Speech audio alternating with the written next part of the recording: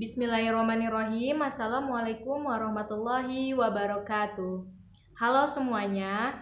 Seperti biasa, di video kali ini saya akan membuat yang namanya learning journal. Baik teman-teman, jadi di learning journal saya kali ini yaitu akan membahas mengenai potik dokumenter, yang mana dari potik dokumenter ini terdapat beberapa materi yang lainnya nih, seperti dokumenter puitis dan dokumenter reflektif. Nah, untuk materi yang akan saya bahas pertama yaitu mengenai dokumenter puitis. Nah, jadi dokumenter puitis ini berkembang pada tahun 1920-an, beriring dengan percobaan-percobaan pada dunia sinema yang berkembang di daratan Eropa yang dimulai pada masa itu.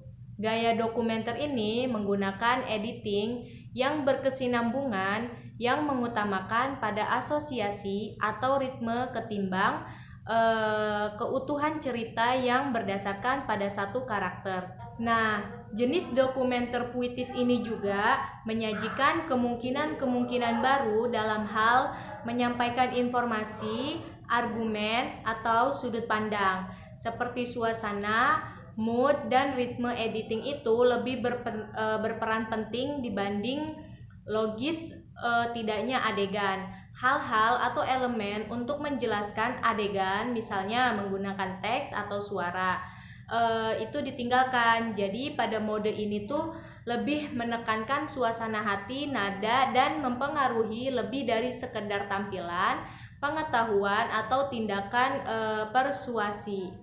Nah, maka dapat diketahui bahwa gaya dokumenter puitis itu sangat abstrak. Gaya dokumenter ini yang berisikan serangkaian fragmen yang diedit dengan berkesinambungan, yang memiliki kesan subjektif, yang berasal dari sudut pandang pembuat film atau sutradara, dan lebih mengutamakan suasana yang disalurkan melalui visual yang ditampilkan. Nah, ada beberapa contoh film dokumenter yang menggunakan gaya puitis ini, yaitu yang pertama Regent, Joris Ilfens 1929, dan Sans Soleil, Chris Marker 1983. Setelah kita membahas materi mengenai dokumenter puitis, sekarang kita beralih ke materi tentang dokumenter reflektif. Menurut Nichols 2017, dokumenter reflektif adalah dokumenter yang membuat film mengundang dan menyampaikan apa yang ingin disampaikan dalam sebuah peristiwa yang ada dan penonton harapkan, dan mengasumsikan hal-hal yang tercermin dari apa yang mereka lihat dan dengar dari dunia ini. Dokumenter ini berbentuk dokumenter pertanyaan, terlalu abstrak, melupakan masalah aktual. Nah, tipe dokumenter reflektif tujuannya untuk membuka kebenaran lebih lebar kepada penontonnya.